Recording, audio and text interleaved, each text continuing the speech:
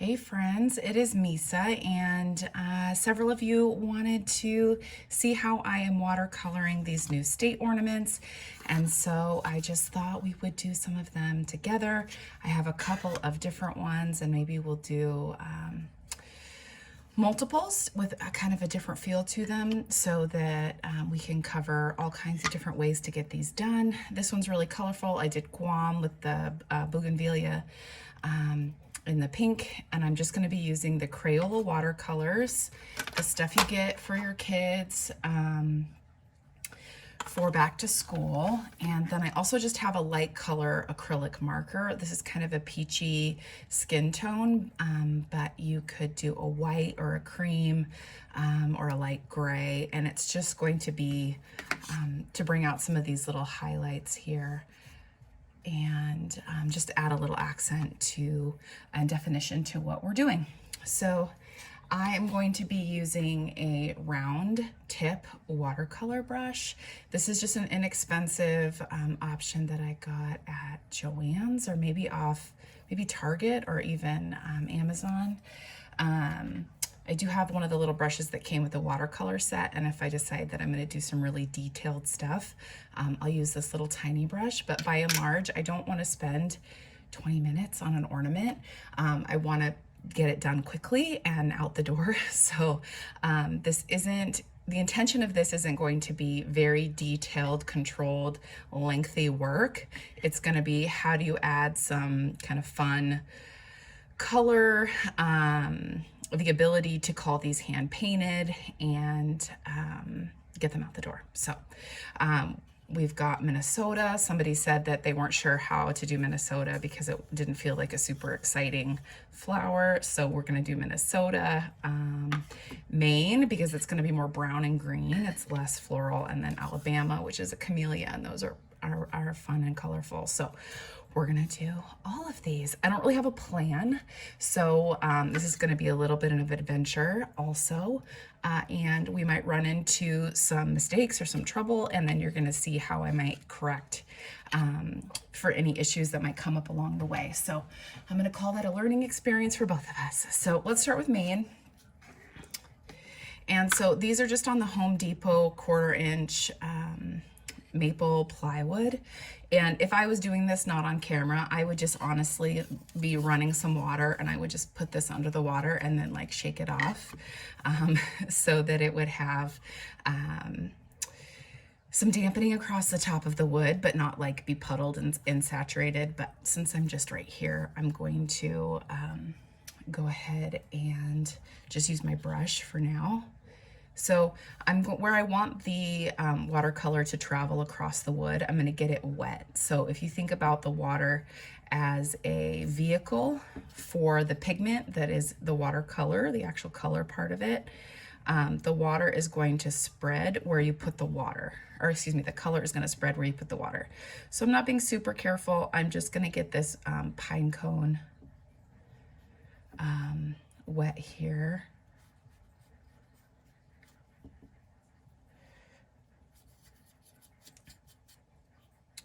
So I'm just getting the pine cone and the bristles. I'm not being super careful here. Just kind of wet. There's going to be bleeding. It is watercolor. And so you can see it's just changed a little bit of color there. So where it's darkened, that's where the water is. And then this is still dry. Okay. So first I'm going to go in with my brown. Okay. And I'm just kind of dotting it on a little bit. And then I'm letting the water that I put on the wood do some of the work.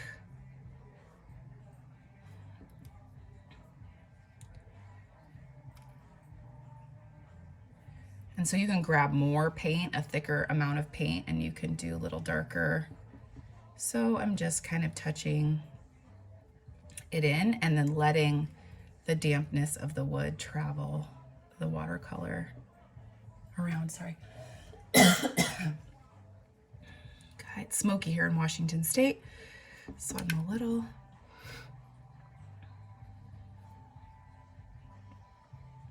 so just adding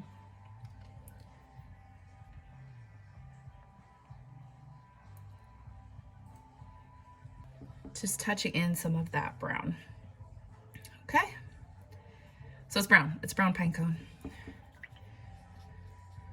You could, if you wanted to add some other colors in it, purple and brown are real nice. So you could add some accents with some dark purple. Just add a little dimension to it, and then we'll also have our, sorry, excuse me, our white marker. All right, grabbing that brown again.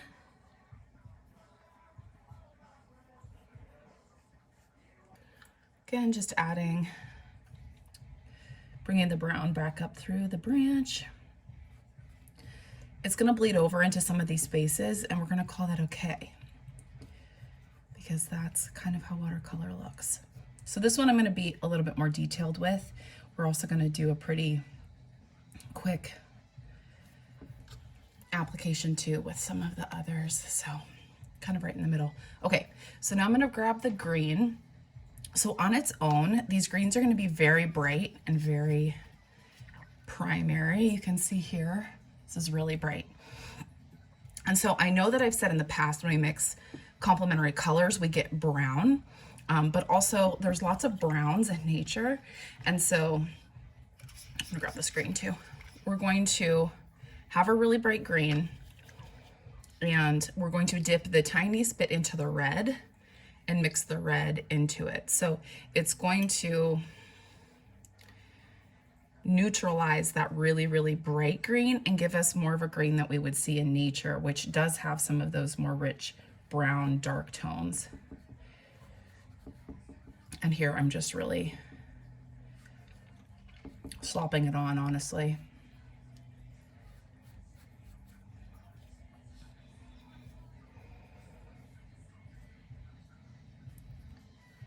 So again, I'm just painting this whole thing, making it up as I go, kinda, because painting all those little needles sounds terrible.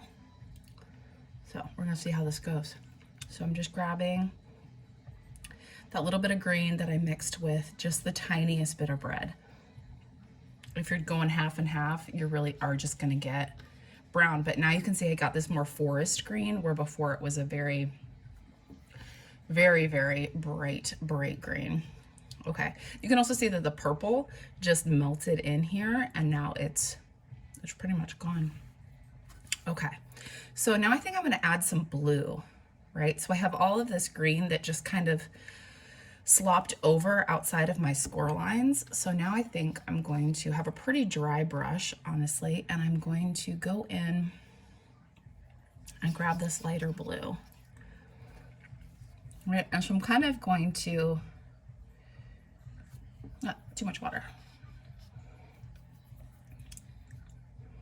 Grab that pigment and kind of cover up, blend in my sloppy work with some of this blue.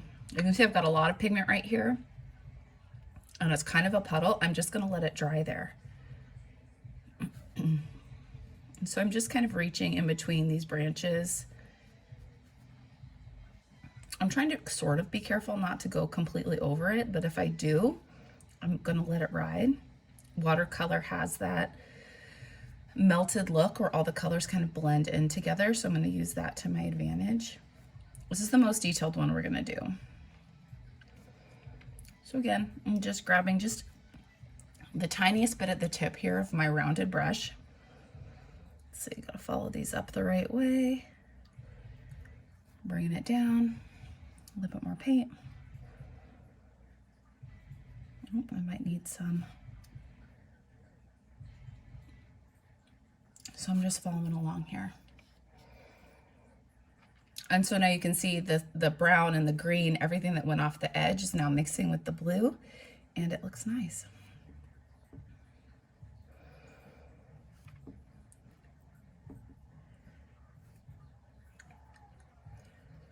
Also, the nice thing about watercolors, by and large, if it gets kind of into your score lines, which I'm kind of having happen here, when it dries, they're still gonna go back to being black. But you can always wipe some of the extra pigment off with your finger or a paper towel.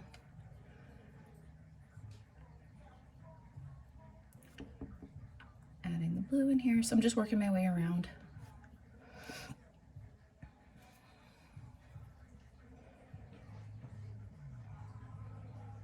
Now, if I was making this randomly, I don't know that I would spend this much time on it. But if I was making something special, or if I was really gonna yank up my prices, I might do this.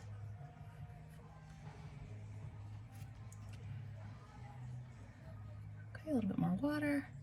So again, I'm just going around. If I get into the green little pine needles, I'm not worrying about it.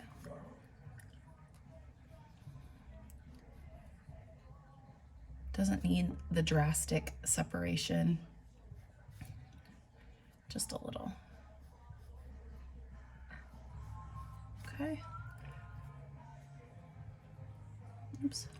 See, not gonna stress it. It's watercolor, it's hand painted, it's fine.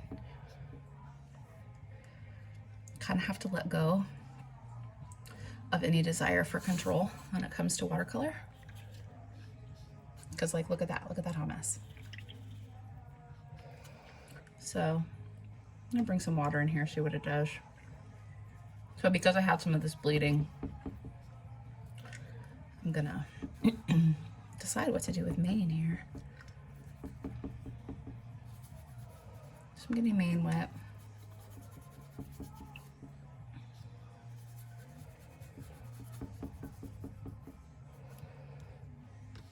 And let's see, how about this dark purple? That's, yeah. And see, purple complementary color is orange. So, no, excuse me, yellow. I'm gonna take a little yellow into my purple just to give it a more, oh, it's too much. I'm gonna add more purple just to give it a more neutral look. So the other thing that I'm doing is I'm bringing the pigment not quite to the score line, just like a tiny bit away from the score line, and then I'm letting the color bleed into until the score line. So I'm leaving just the tiniest bit of gap so that it travels up until the score line, and then hopefully it stops-ish.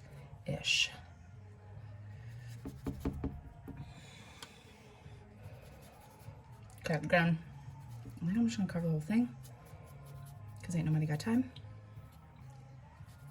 I'm winging this, guys. And then I'm gonna go back around with the blue on the edge. So, watercolor just by nature looks, I'm gonna add some of the brighter purple just because I feel like it. So I'm just kind of layering in some different color of the purple and letting it blend together. Okay.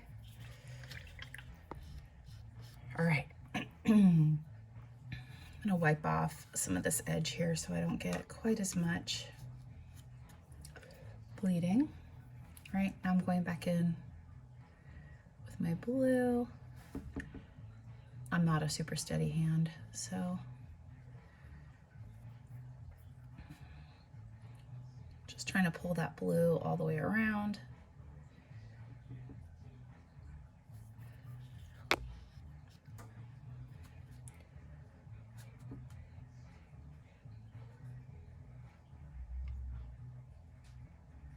This edge here. Oh no, look, a little bleeding. I'm wiping it away with my finger because I forgot to bring a paper towel over, but that's another option. So see, what happened is I've got too much water on my brush, and that water is making the pigment travel over these score lines. So I'm gonna wipe it away with my finger, and I'm gonna let it dry a little bit, because then once it's a little bit more dry, it won't have that vehicle to jump tracks, if you will, jump over that score line. Happen again.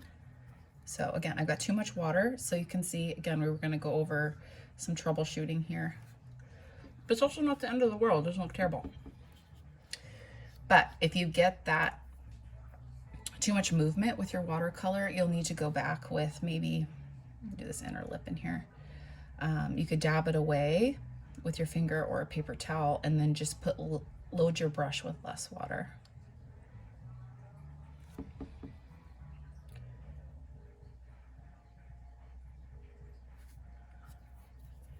But again, I find watercolor pretty forgiving if you know some of the basics of it, because it's supposed to be melted together.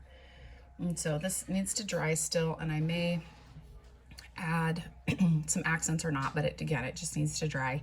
If you were in a super duper hurry because it's water-based, you could just throw a hairdryer on it or sit it in the sun, but I think that that actually turned out really good. Okay. Well, next up, let's do Alabama, and let's do it really quickly. So it's going to be more of a real multicolor look like I did with Guam.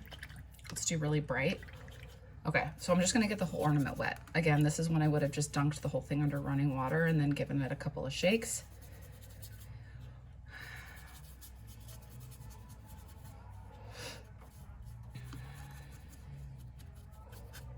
Okay, we don't want it so saturated, like sitting in a puddle of water, that it's going to start to warp, but I've got the top layer pretty saturated. Okay, so camellias are often like red and pink, so I've got this red here.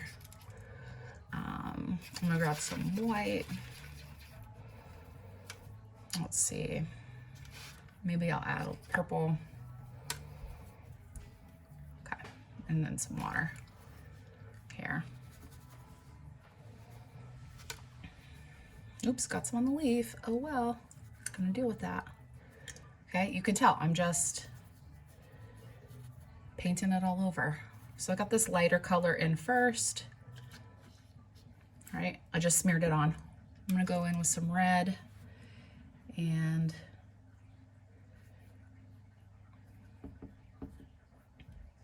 just kind of add some red dabs on some of the petals.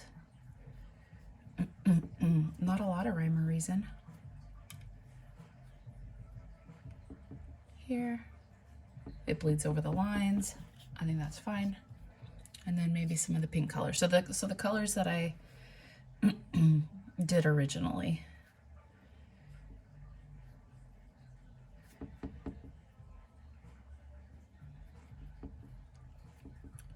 So this one needs a little bit extra. So I am adding some of the darker colors right where the leaves fold in to the center, right? Like right where the leaves kind of come out.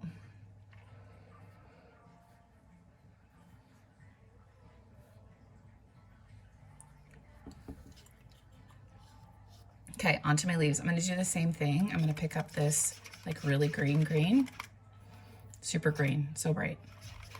Water it down a little bit more, right? And then I'm going to pick up a tiny bit of red, And if that turned out too brown, I would have just put more green in it. So yeah, now more natural green here. I'm just gonna let it bleed over a little bit.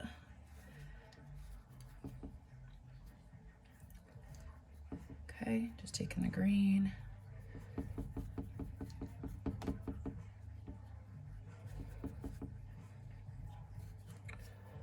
I'm gonna add some of the green over here. And then maybe some of that. So I've added some of this purple pink. Again, I know that if I really press the pink or any red shade into the green, I'm gonna get brown.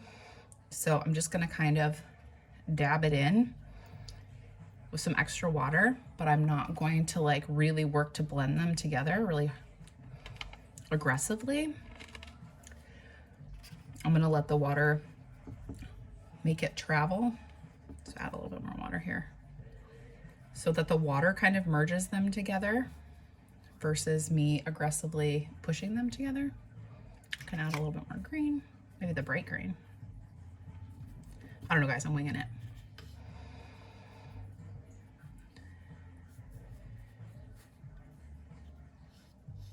And then for Guam, I think I went back in and then I took just the very bright solid green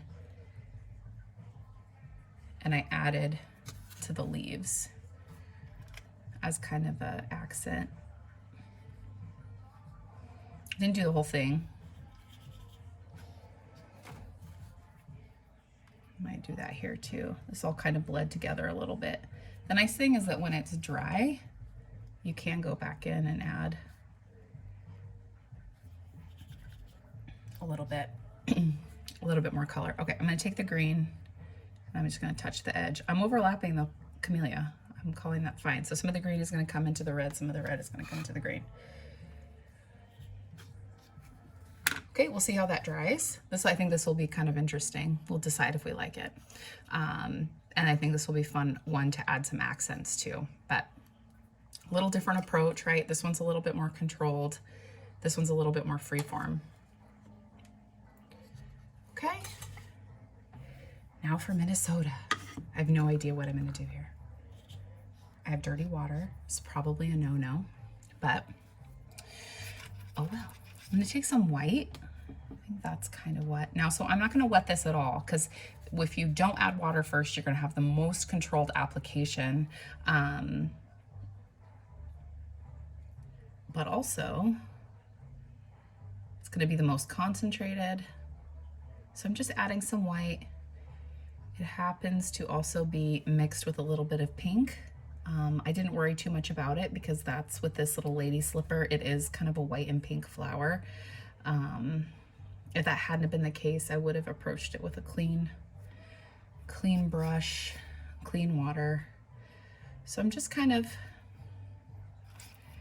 smearing this kind of pinky white all over it.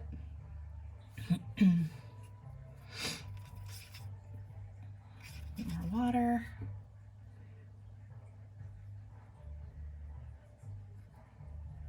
So again, I kind of want to be, well, once you build some confidence with the watercolor and you practice a little bit more, it'll be much easier to be sloppy. But also watercolor isn't super controllable. It kind of does what it wants. Within reason, you'll have some control, but not a ton. Okay, so I got this white layered in here.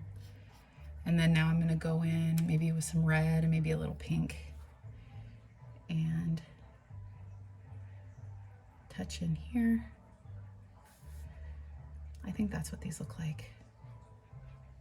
I'm not from Minnesota, so I hope I'm close here.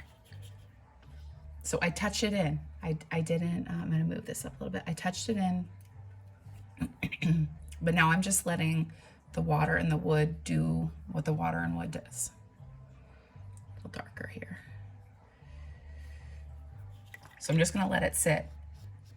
All right, and then now I think that there's like maybe some yellow, orange in the middle. If there isn't, I apologize, there's going to be now. So we'll do a little bit yellow in here. Touching it in. Okay, so the fun thing too about adding dimension to anything that you're painting white, you're gonna want like a light purple, and that will be your shading for anything white. So I'm gonna grab, the instinct is to do gray, but it's not really gray. So of a light violet, I could add some white to it. Very watered down. Is gonna bring you in and have your eye think that there's a shadow in the white.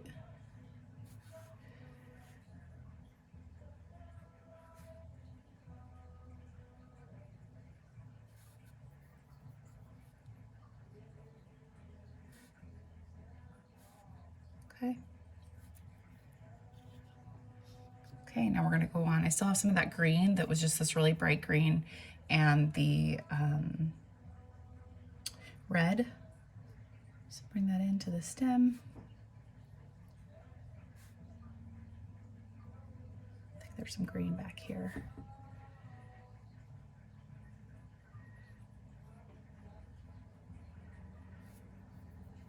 Okay, so this is now kind of this olivey green. The way to recreate colors in watercolor is to just keep in mind or keep track of how many kind of paintfuls of or brushfuls of pigment you did to water ratio. So let's say I needed, I'm gonna do some blue here. So let's say I needed blue, so I'm gonna do like, there's 1 wipe of blue, 2 wipes, 3 wipes, right? Now with a clean, relatively clean brush, I've had 1 little water, 2 little water, 3 little water. So I know 3 wipes, 3 waters gets me this diluted, this concentration. And then it becomes a little bit more easy to replicate. I've got too much water. So I started having these puddles and I was running the risk of pushing the puddle over the score line. So I got rid of some of the water on my brush, and now my brush will soak up some of this water that's sitting on the wood. Again, I'm just gonna bring it, care a little less, oops. Here, I just really didn't want it to get on the flower as much. Even though I did it a little. Can't be helped, can't be helped. It's fine, it's fine. Wipe it off my finger. This is a longer video than I anticipated, but I hope at the end of the day it will be helpful.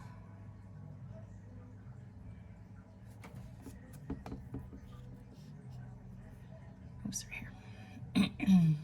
Wipe off some of that extra. So you can do these with paint markers too. I prefer the application we did with Alabama. It's fast. But those of you who are really wanting to do a more detailed look on these can kind of do it this way. I might let that just fade out. Off the excess, okay. So I'm gonna let that be kind of a more, like, so I faded it around the edge so the color is here and then it fades that way. You could choose to take the blue kind of all the way around the edge. I'm not going to right now. So mostly this is just color and then just the natural wood. And then I could, once this was dry, I could seal it with some tung oil or bullseye shellac, or I could spray it. I would do, so this one's dry, and because it's water-based on wood, any of my application is going to pull up some of the wood fiber. So I have some 600 grit sandpaper. And so when it was done, I would just very lightly, I'm just kind of smoothing it out. I'm not like grinding down anything. And you can see the pigment stays there. The acrylic marker stays there. It's fine.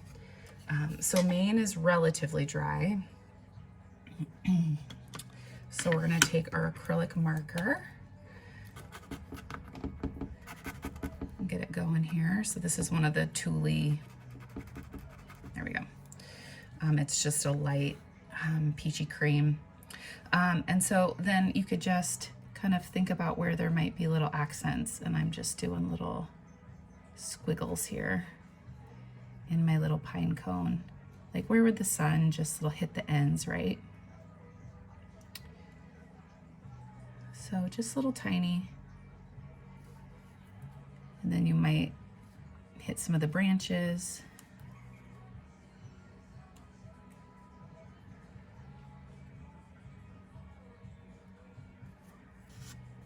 Just little tiny accents.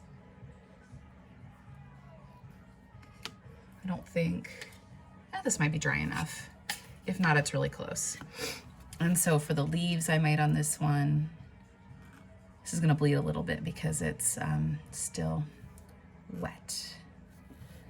So again, like maybe down the middle.